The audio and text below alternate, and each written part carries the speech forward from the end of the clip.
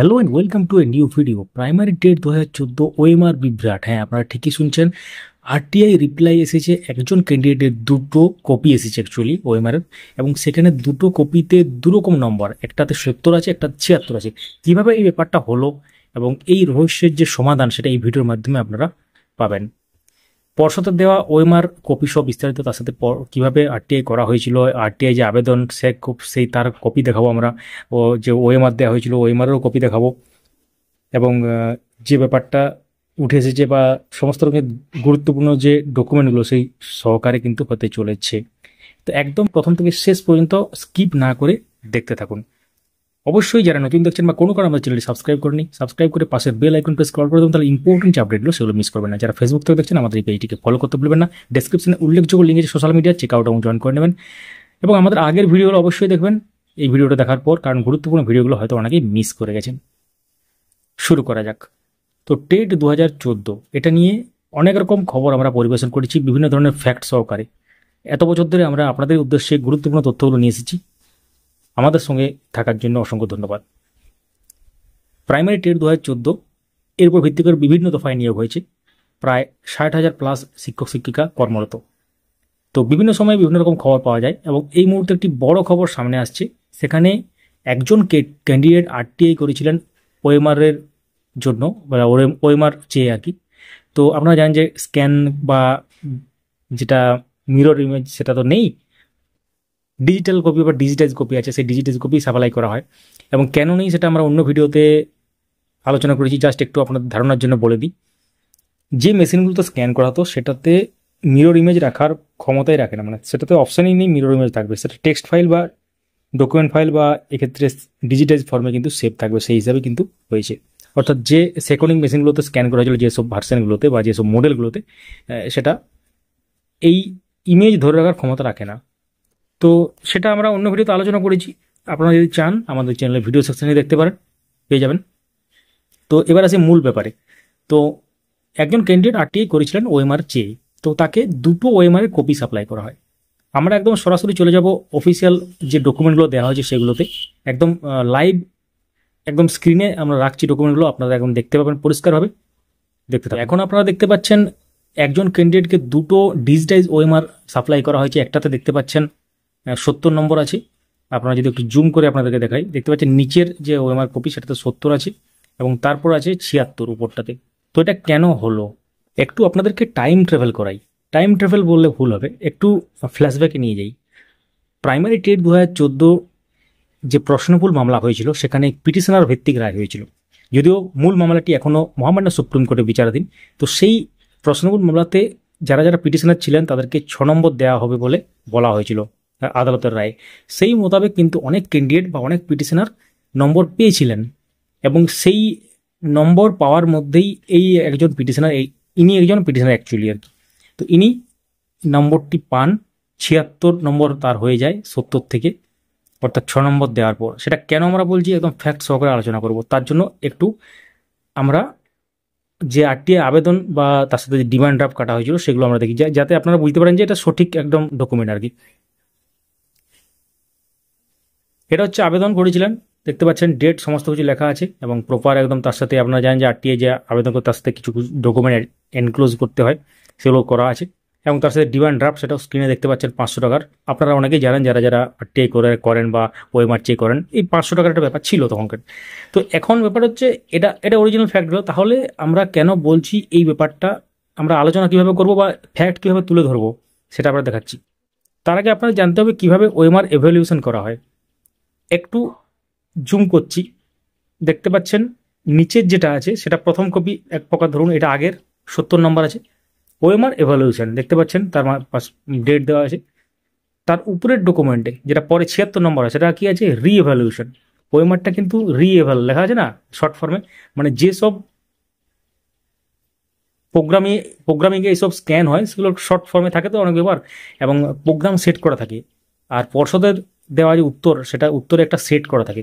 মানে আপনি ধরুন 1-এর A করেছেন আর পর্ষদের যদি 1-এর B উত্তর হয়, তাহলে আপনার ক্ষেত্রে কিন্তু আপনি সেটা ভুল হয়ে গেল, তো সেভাবে ডিটেক্ট করবে সফটওয়্যার বা মেশিনে, সেই জন্য অনেক ব্যাপার থাকে। তো আমরা এখন ফিরে আসি কীভাবে ওএমআর স্ক্যান করা হয় বা কীভাবে ডিটেক্ট করা হয় যে কোনটা ঠিক কোনটা ভুল করেছে। তো এখানে দেখতে পাচ্ছেন 5টা বিষয় আলাদা আলাদা, section 1, section 2, section 3, section 4, section 5 এর উপরে আছে। প্রতিটি সেকশনে আলাদা আলাদা নম্বর আছে, সেগুলোকে যোগ করে লাস্টে দেখতে পাচ্ছেন ডান দিকে লেখা আছে 76। তো আমরা যদি প্রথম কপিটাতে যাই, তো এখানে দেখতে পাচ্ছেন 1, 2, 3, 4 করে চলে যাচ্ছে উপরে একদম 30 পর্যন্ত। তার নিচে দেখতে পাচ্ছেন একটা সিরিজ আছে, সি, বি, ডি, এ এরকম করে চলে যাচ্ছে। এটা হচ্ছে সঠিক উত্তর, পর্ষদ কর্তৃক সঠিক উত্তরের একটা রেকর্ড বলতে পারেন, বা সেখানে এটা ফিট করা আছে অলরেডি। মানে আপনি ধরুন 1-এর সি এখানে পর্ষদ কর্তৃক ফিট করা আছে, তো আপনি যদি সিটাই করেন তাহলে এক্ষেত্রে আপনি পেয়ে যাচ্ছেন 1 নম্বর। যদি এখানে বি করে দেন আপনি, তাহলে কিন্তু আপনি এক্ষেত্রে আপনি নম্বর পাচ্ছেন না, সেক্ষেত্রে 0 পাচ্ছেন ওটাতে। তো এক্ষেত্রে ইয়েস আর নো হিসাবে হয়, যেন আপনারা জানেন পুরো প্রোগ্রামিং যে ব্যাপারগুলো থাকে ইয়েস আর নোতেই কাজ করে সমস্ত ব্যাপারগুলো। এবং এখানে দেখতে পাচ্ছেন প্রথম আমরা কি বললাম 1, 2, 3, 4, 30 পর্যন্ত। দ্বিতীয় রোটাতে কি আছে? দ্বিতীয় রোটাতে কি আছে? সি, বি, ডি করে চলে যাচ্ছে, এটা হচ্ছে পর্ষদের সেট করা উত্তর। তারপর 3 নম্বর, উপর থেকে 3 নম্বর যেটা আছে দেখতে পাচ্ছেন, আর একটা সি, এ, সি, ডি, এ করে চলে যাচ্ছে। এটা হচ্ছে ক্যান্ডিডেট যেটা উত্তর করছে, ওএমআর যেটা ডার্কেন করছে বা যেটাতে ভরাট করছে, সেটা হচ্ছে এটা। তার মানে যদি মিলে যায়, দেখতে পাচ্ছেন সি সি মিলে গেছে, নিচে ওয়াই লেখা আছে। তারপর দেখতে পাচ্ছেন মিলেনি, তারপর নো লেখা আছে। তারপর মিলেনি, নো লেখা আছে। যেগুলো মিলেছে সবগুলো দেখতে পাচ্ছেন নিচে ওয়াই লেখা আছে, এবং যেগুলো মিলেনি সেগুলো এন লেখা আছে। মানে নো বলতে এন লেখা আছে অ্যাকচুয়ালি।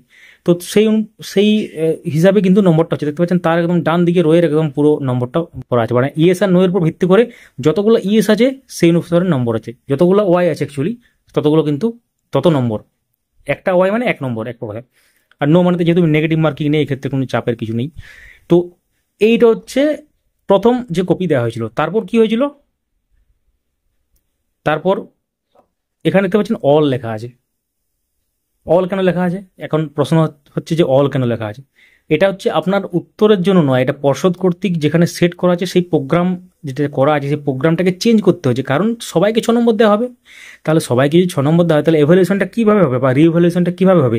মেশিনে তো সেট করতে হবে, যাই অ্যান্সার করুক সেটা ইনপুট বা আউটপুট বেরিয়ে আসবে ওয়াই, যাই উত্তর করুক তার জন্য অল সেট করতে হবে। তো সেই জন্য এখানে 3 নম্বরে আছে, দেখতে পাচ্ছেন অল, এবং 3 নম্বরে আর দেখা হবে না সে কোনটাতে উত্তর করেছে, কি অ্যাটেম্প করেছে, মানে সেখানে ওয়াই। বুঝতে পারছেন? মানে আদালতের রায়টা যেভাবে এসেছিল। যাই হোক, সেটা এখন উচ্চতর আদালতে বা মহামান্য সুপ্রিম কোর্টে সেটা বিচারাধীন বিষয়। এখন এটা পরবর্তী ক্ষেত্রে কী হবে, সবাইকে দেওয়া হবে না কাকে দেওয়া হবে সেটা অন্য ভিডিওতে আলোচনা হবে। তো এখন যেটা ফ্যাক্ট সেটা আলোচনা করা হচ্ছে। তো অনেকেই বলছেন এই অল লেখা আছে তাহলে এটা ম্যানিপুলেট করা যায়। ম্যানিপুলেট তো আপনার অ্যান্সারটা করা হয়নি, এটা পর্ষদ কর্তৃক যে জায়গাটাতে ওদের ফিট করা থাকে অ্যান্সারগুলো সেই জায়গাটাকে চেঞ্জ করতে হচ্ছে। তাহলে আপনি নম্বরটা পাবেন কি করে বা এভালুয়েশনটা হবে কি করে? মানে অটোমেটিক তো হবে, এটা তো কেউ ম্যানুয়ালি বসে বসে খাতা ধরে নেই যে এটা রাইট দিয়ে দিল ক্রস দিয়ে দিল, এমনটা তো নয়। তো এক্ষেত্রে এই জন্য 6 নম্বরটা বেড়েছে। তাহলে দেখবেন 6টা অল আছে, all all all all all, এবং তারপরে আবার কিন্তু অল আছে। মানে সেকশন 1-এর মধ্যে আছে 5টা অল, মানে 5টা ভুল ছিল, অসঙ্গতি ছিল সেই তখন সময়, এবং সেকশন 3-তে আছে একটা।